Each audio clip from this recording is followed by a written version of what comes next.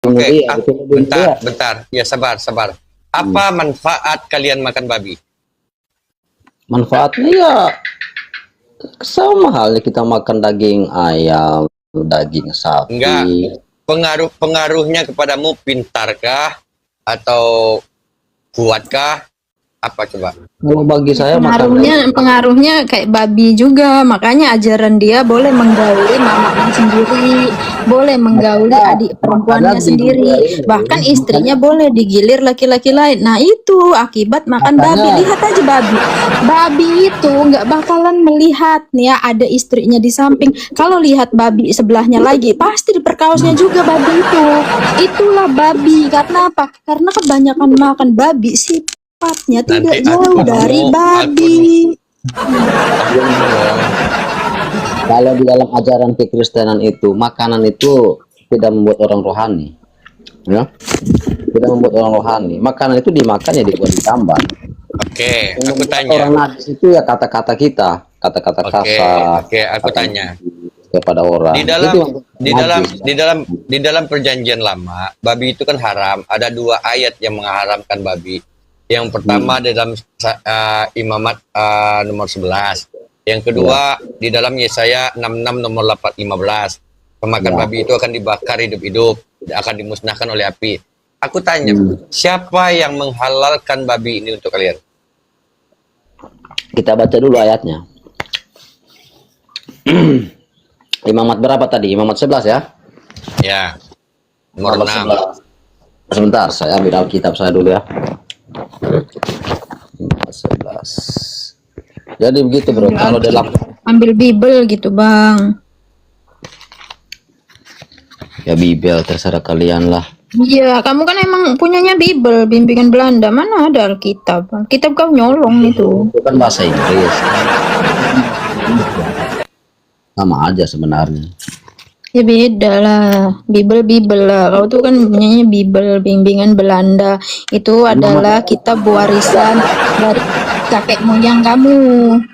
Imamat 11 ya?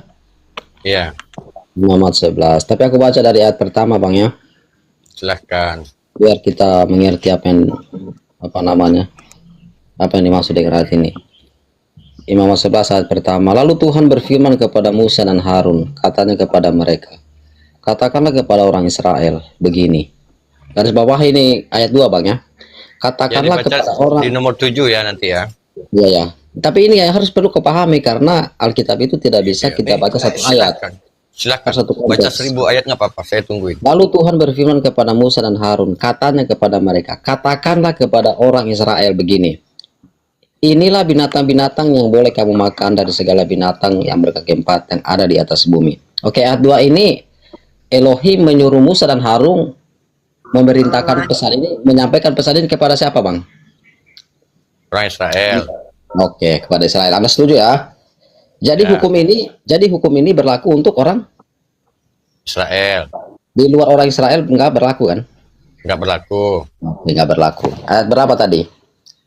Yang kamu persoalkan tadi. Ayat berapa? Ayat 7.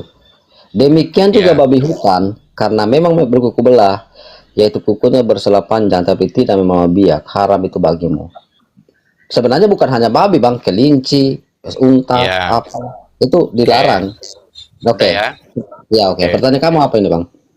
Oke, di sana kan babi haram. Hmm, Nah, poinnya tadi kamu udah jelaskan bahwa hanya untuk Bani Israel, betul? betul betul. Nah, ini kalian imani tidak? Ini kan sejarah perjalanan bangsa Israel. Berarti kamu imani bahwa dan kalian menyatakan ini untuk bangsa Israel, bukan untuk Iya, bangsa saya kalian. ini memang hukum ini pernah diberikan Elohim kepada Musa dan Harun. Saya percaya itu. Tetapi kan hukum ini hanya berlaku bagi orang Israel. Di luar orang Israel, hukum ini tidak berlaku. Karena sejak semula, kalau kita membaca dalam Kejadian ya, di sana semua binatang yang merayap itu bisa dimakan.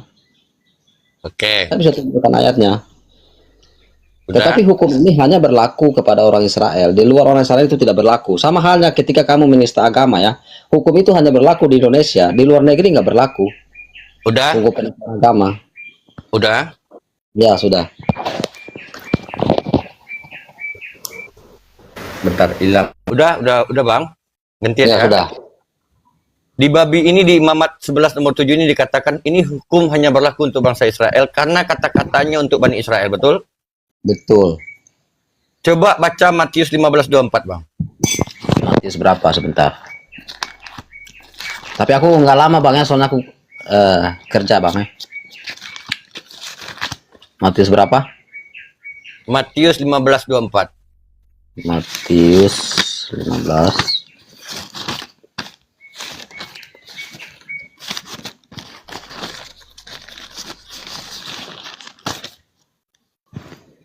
Ayat 24 ya. Perumpamaan yang percaya. Jawab Yesus, aku diutus hanya kepada domba-domba yang hilang dari umat Israel. Pertanyaan abang apa ini? Sama dengan hukum imamat tadi hanya untuk Bani Israel. Dan Yesus mengatakan dirinya hanya untuk Bani Israel. Kenapa kalian mengambil dan mengatakan Yesus ini Tuhan? Datangnya dari mana? Dia konteksnya bro, kalau baca Alkitab, makanya aku bilang tadi. Nah, Kalau konteks. Tadi kan iya, konteksnya apa? karena begini, Kepercayaan karena kan? begini. Sebentar, Nah, saya kenapa bisa nggak jawab ya. jujur? Jangan kamu samakan ketika kamu membaca. Kenapa Karena aku dalam hanya Alkitab diutus dari domba-dombaku dari Bani Ya, Israel? sebentar. Domba-dombaku Ya, sebentar. mengenali aku dan domba-dombaku mendengar suaraku, kata Ya Yesus. sebentar, Bahkan sebentar Yesus bang. pun mengatakan, jangan kau masuk kepada bangsa-bangsa lain ke dalam kota Samaria. Itu kata Yesus. Nah, kenapa kalian mengimani ini? Pas imamat kalian terima, babi itu bukan untuk kalian, tetapi kalau Yesus tetap untuk kalian. Sudah bang. Udah, Aku silakan. begini Ya. bang, kita diskusi santai aja bang, nggak usah di sini. Nggak usah Oke. menang siapa kalah, karena diskusi itu tidak yang Oke. di kelas agama tidak ada yang kalah, tidak ada yang menang. Sampai kiamat pun nggak ada, pasti semua mempertahankan imannya masing-masing kan. Kita hanya diskusi santai aja. Oke, jadi begini bang, kalau dalam Matius 15 ini ya, ini kan konteksnya ada seorang perempuan ya. Perempuan ini bukan seorang Yahudi, dia orang di luar orang Yahudi ya. Nah pada waktu itu orang orang yang bukan Yahudi, orang Yahudi menganggap bahwa orang itu seperti anjing ya, karena mereka itu najis dan lain sebagainya. Lalu datang seorang perempuan ini kepada Yesus memohon supaya anaknya disembuhkan ya, memohon supaya anaknya disembuhkan. Nah dari sinilah coba kita baca dulu ayatnya biar jelas ya. Orang di luar Yahudi diperumpamakan anjing oleh Yesus, betul? Enggak, bukan berarti Yesus menyebut perempuan ini anjing, bukan bang ya. Coba kita baca. Memperumpamakan perempuan itu sebagai anjing, Bang. Coba kita baca ayatnya ya, ayatnya baik-baik ya. Silakan. Tetapi Yesus sama sekali tidak sebentar, ayat berapa ya? Maka datanglah seorang perempuan Kanaan dari daerah itu dan berseru, kasihanilah aku ya Tuhan, anak Daud, karena anakku perempuan kerasukan setan dan sangat menderita. Tetapi Yesus sama sekali tidak menjawabnya. Lalu murid-muridnya datang dan meminta kepadanya, suruhlah ia pergi. Ia mengikuti kita dengan berteriak-teriak. Jawab Yesus, aku diutus hanya kepada domba-domba yang hilang dari umat Israel. Kata perempuan itu, mendekat dan menyembah dia sambil berkata, Tuhan, tolonglah aku. Tetapi Yesus menjawab, tidak patut mengambil roti yang disediakan bagi anak-anak dan melemparkannya kepada anjing. Kata perempuan itu, benar Tuhan, namun anjing itu makan rema-rema yang jatuh dari meja tuannya. Maka Yesus menjawab dan berkata kepadanya, hai ibu, besar imanmu, maka jadilah kepadamu seperti yang kau kehendaki, dan seketika juga anaknya sembuh. Jadi di sini bang, Yesus itu sedang menguji iman seorang ibu ini. Ya dia menguji karena perempuan ini sadar bahwa dia itu orang orang kafir. Bukan ini, sebentar, Bang. Oke. Dia orang kafir, ya, dia sadar. Makanya Tuhan Yesus mengatakan, aku diutus hanya kepada kepada bangsa Israel, ya kan? Untuk menguji iman perempuan ini, dan pada akhirnya kan Tuhan Yesus menyembuhkan si perempuan ini, menyembuhkan anak si perempuan ini. Iya kan? Berarti Yesus berbohong di sana. Tidak berbohong. Dia kan hanya tidak berbohong. Oke. Ketika Yesus mengatakan bahwa diutusannya untuk Bani Israel, dia jujur atau berbohong kepada perempuan itu? Dia jujur, kata-kata itu jujur, karena kata-katanya jujur. Oke. Ya, karena perempuan Sinoferesio ini kan dia tahu dia orang kafir, sedangkan yang dia tahu bahwa Yesus ini orang Yahudi, ya. Sedangkan orang Yahudi dengan mereka ini tidak sejalan, ya kan? Makanya Yesus ngomong, aku diutus karena sepengetahuan orang perempuan ini kan nabi dari Israel, ya, diutus untuk orang Israel, bukan diutus kepada bangsa lain. Makanya Yesus ngomong, aku diutus hanya kepada bangsa yang hilang dari bangsa Israel untuk menguji iman ini, iman seorang perempuan ini, dan pada akhirnya kan Tuhan Yesus juga menyembuhkan perempuan ini. Artinya bahwa Tuhan Yesus tidak memandang kamu latar belakang kamu dari mana, dari bangsa mana. Tuhan tetap mengasihi, dan pada akhirnya perempuan ini sembuh. Tapi tetap poinnya tidak berubah bahwa Yesus hanya diutus untuk Bani Israel, betul? Oke, kalau kamu percaya ayat itu, ya? Ya.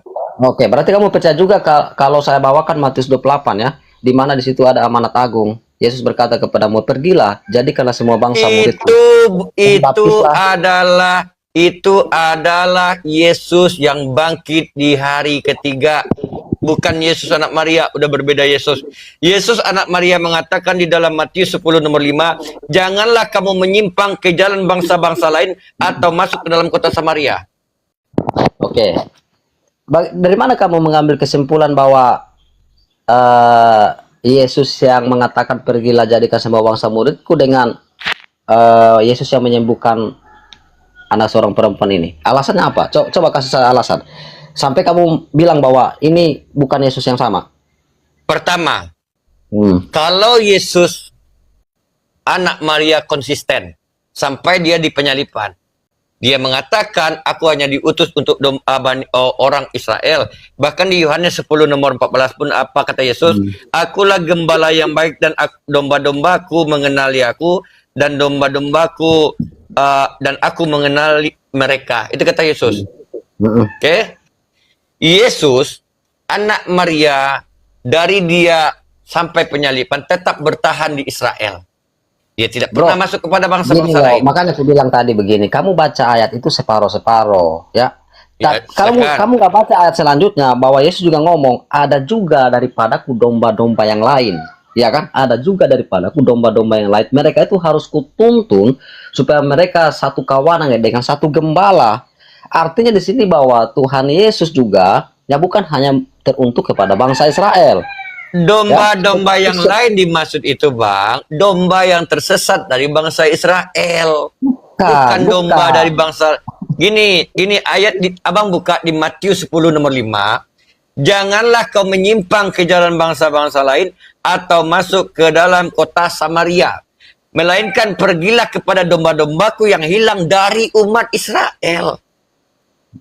Oke, memang betul ayat itu. Memang betul. Oke, begini bro, saya jelaskan sama kamu ya. Memang tujuan Tuhan Yesus datang ke dalam dunia ini, yang pertama-tama yang diselamatkan itu bangsa Israel. Karena mereka itu umat pilihan Tuhan, mereka sudah tersesat. Itu pertama yang harus Tuhan Yesus yang selamatkan. Ya, makanya Tuhan Yesus turun di Israel. Karena Yesus juga dilahirkan seorang Yahudi. Memang pertama-tama yang harus diselamatkan itu orang Israel. Ya, tetapi orang Israel menolak. Ya, sebentar, tetapi orang Israel menolak Tuhan Yesus sebagai Mesias. Dan kemudian di ayat Matius 24 kan Yesus ngomong, kalau kalian menolak, oke, nggak apa-apa. Keselamatan ini bukan hanya untuk kalian, tetapi untuk semua yang menerima Yesus sebagai Tuhan diselamatkan. Gitu loh maksudnya. Gini Bang. Kita runut ya. Yang kita bahas tadi bukan tentang Yesus untuk Bani Israel. Tapi poinnya kan Bang udah akui memang benar bahwa Yesus itu diutus untuk Bani Israel, betul? Nah, yang kita ambil tadi di dalam Imamat 11 tadi nomor 7, dikatakan bahwa babi itu haram, itu hukum untuk Bani Israel. Tetapi ketika Yesus dikatakan untuk Bani Israel, kenapa kalian tidak menerima begitu? Itu poinnya.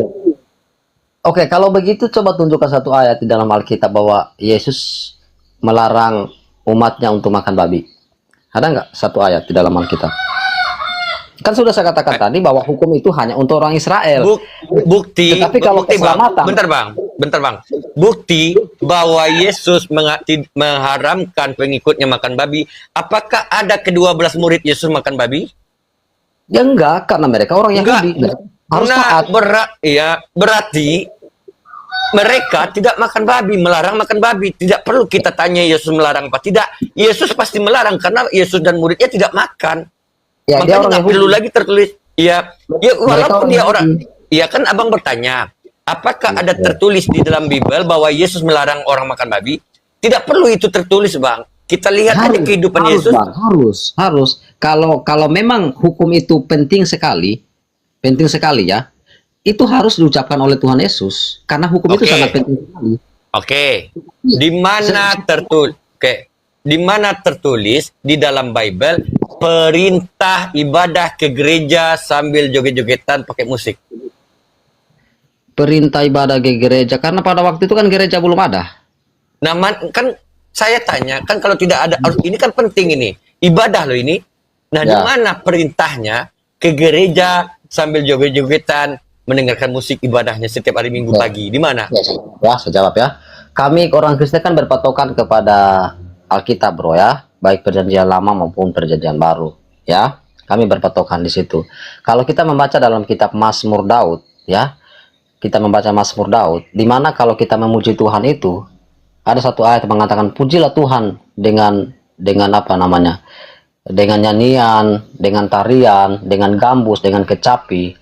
Nah, orang Kristen itu berpatokan kepada ayat itu bahwa kalau kita memuji Tuhan, ya, ada lagu anak sekolah minggu yang bilang begini, jikalau roh Allah ada di dalamku, kukan menari dan lain sebagainya. Artinya bahwa menyembah Tuhan itu kita harus punya sukacita, Bang.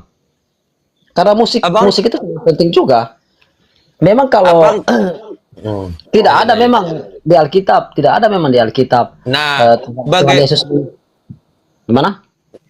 Nah, tadi abang mengatakan kalau tidak ada perintah Yesus melarang, di mana perintah Yesus melarang makan babi? Kata abang tadi, kan nggak ada kata abang. Nggak ada. Apakah ada perintah pergi ke gereja? Tidak ada. Sebentar, waktu itu kan gereja belum ada, Bang. 2000 tahun yang lalu itu gereja belum ada. Waktu itu pengikut Yesus itu beribadah di rumah-rumah. Belum ada gereja waktu itu. Yang ada bait Allah. Iya, di mana perintah Yesus pakai musik-musik? Anggaplah gereja nggak ada. Di mana perintah Yesus ibadah hari Minggu pakai musik-musik dengan joget-joget? Ya nggak ada perintah Tuhan Yesus. Nggak ada. Nah, sementara abang menuntut tadi, di mana perintah Yesus melarang makan babi? Nggak ada juga. Ya. Padahal makanan babi ini tanpa ada perintah dari Yesus, kita udah tahu bahwa babi ini menurut Yesus dilarang, haram. Jadi tidak perlu perintah dari Yesus. Kita bisa lihat Yesus dan murid-muridnya tidak makan babi. Maka di sini tidak perlu perintah. Yang harus ada perintah itu ibadah setiap hari Minggu ini wajib gitu. Ini ibadah setiap Minggu. Iya, Nah, kan ini perintahnya tidak ada. Ya, begini loh, bro. Ini aku bilang orang Muslim ini gimana ya? Aduh, menjelaskan itu gimana ya menjelaskan kalian ini? Iya, Biar kamu paham. sama aja kayak mengimani yang tidak diperintahkan. Kayak kamu tuh mengerjakan sesuka-suka diri kamu sendiri gitu. Apa yang diperintahkan tidak kamu laksanakan. Apa yang tidak diperintahkan kamu kerjakan. Kayak orang bengong, tau nggak? Kayak Begini, ajaran kamu tuh bingung karena kalian ajaran ini kamu apa? tuh kayak suka-suka Cara sendiri berpikir gitu kalian loh. ini kuno. Cara berpikir orang Islam itu kuno, makanya kalian ketinggalan zaman, ya. Coba Aku lihat. nggak peduli mau kuno mau tidak, yang jelas Tuhan itu menciptakan memang dari zaman kuno gitu. Nah, kalau lihat, kamu lihat, kalau lihat, kamu lihat, itu maju-maju ya. kalau yang aku dengar Kalian itu dari masih- pernyataan kamu bagi dari saya itu masih tadi, belakangan. Memang di dalam Alkitab tidak ada diperintahkan beribadah di gereja karena waktu itu gereja belum ada. Lalu si bro tadi ya kenapa bertanya, Tuhan kamu kok nggak tahu kalau misalnya di zaman sekarang nanti ada gereja, kok Tuhan kamu botol? sebentar Kenapa dulu, Bu. kenapa Tuhan kamu kok seperti orang yang nggak tahu apa-apa di zaman masa depan? Seharusnya kalau perintah ke gereja itu memang ada, mungkin kalau dia benar-benar Tuhan, otomatis dia itu sudah mengajarkan dari sebelum adanya Kristen, dari Bentar, sebelum adanya Islam, dari sebelum adanya ini pasti udah ada pengajaran itu. Oke, aku belum tanya Quran dan hadismu ya. Aku Karena Ini kalau kita bentar, kita kelarkan dulu ini, Bentar jangan dulu. lari Oke, dulu. oke. Nggak Jangan masalah. lari dulu, kita kelarkan dulu. Jadi aku senang kalau kesimpulan selesai. yang aku dapat dari mendengarkan diskusi kamu sama si Mika ini, kesimpulannya kamu itu yang diperintahkan Yesus ataupun kehidupan Yesus kamu itu nggak kerjakan, tetapi yang tidak diperintahkan itu yang kamu laksanakan. Jadi kalian ini kayak apa ya, membuat-buat ajaran sendiri. Paham nggak? Oke. Nah, Apa yang terus kalau diperintahkan Tuhan konteks Yesus yang dan saya Tuhan dengar Yesus, sebentar tadi dulu, sebentar, Bu, tentang jangan terlalu kamu panjang. nggak ada gereja lah di zaman dulu. Nah, berarti si Yesus ini bukanlah Tuhan, karena Tuhan otomatis dialah yang maha tahu. Kehidupan yang di zaman sekarang ini Tuhan otomatis sudah tahu. Nah, berbeda dengan Tuhan kamu sendiri. Kok Tuhan kamu nih seperti tidak tahu apa-apa. Jangankan dia tahu tentang gereja, tentang Kristen aja nggak kenal. Oke, Bahkan oke, Kristen itu Yesus nggak kenal kan? Kristen itu ada dikatakan dengan pengikut Kristus, yang itu yang dibuat oleh Paulus. Tapi bukan Yesus yang memerintahkan, ya nggak? Oke, saya jawab, Bu, ya. Saya kan sudah bilang tadi, waktu itu belum ada gereja. Ya, pengikut Kristus waktu itu beribadah di rumah-rumah. Mereka berkumpul di rumah mungkin salah satu murid atau orang yang sudah percaya pada Tuhan. Di situlah mereka berkumpul memuji Tuhan di rumah-rumah itu, karena waktu itu belum ada gereja. Nah, karena semakin berkembangnya zaman kan, ya bagaimana caranya supaya orang Kristen itu bisa berkumpul satu kesatuan ibadah, ya dibuatlah gereja. Itu ibadah umum. Tetapi kalau Mana ada bang, mana ada. Tuhanmu aja nggak kenal dengan Kristen. Yesus nggak kenal Kristen itu dengan apa, Bang? Kristen. Oke, Kristen itu apa menurut Ibu? Kristen itu yang dibuat oleh Paulus dianggap sebagai pengikut Kristus, following Bentar. Kristus. Nih ya, saya jelaskan ya. Kalau yang dikatakan Kristen itu sebagai following of Kristus, ya kan? Tetapi Yesus sendiri mengatakan dia diutus oleh Bapa, bukan dia yang jadi Tuhan. Tetapi si Paulus menciptakan agama baru, yaitu sebagai pengikut Kristus dengan menamakan Kristen. Nah, ini yang dibuat oleh si Paulus. Tetapi si Yesus sendiri mengatakan dia hanya diutus oleh Bapa. Paham nggak? Diutus, dia itu diutus, bukan malah disuruh mengikuti. Tetapi yang mengatakan Kristen atau sebagai pengikut Kristus ini adalah yang dibuat oleh si Paulus, ya kan? Enggak. Begitu. Alasannya begini, Bro. Kenapa kalian benci sama Paulus? Coba, orang Muslim itu benci sama Paulus. Alasannya apa? Coba kasih saya alasan dulu. Saya pingin dengar.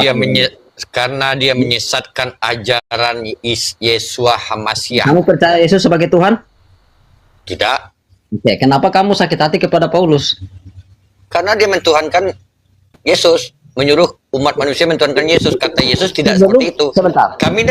Kami karena sayang Yesus, kami mengikuti perkataan Yesus. Apa kata Yesus? Di Markus 4 nomor 8. Sebab ada tertulis, engkau harus menyembah Tuhan Allahmu dan hanya kepada dia sajalah engkau berbakti. Di dalam Yohanes 17 nomor 3, inilah hidup yang kekal itu, yaitu mengenal engkau satu-satunya Allah yang benar dan mengenal Yesus Kristus yang telah engkau utus. Di dalam Matius 7 nomor 21 dikatakan juga seperti itu. Bukan setiap yang berseru kepadaku Tuhan, Tuhan akan masuk ke dalam kerajaan surga. Sangat jelas bahwa Yesus ini bukan Tuhan. Yang menjadikan Yesus Tuhan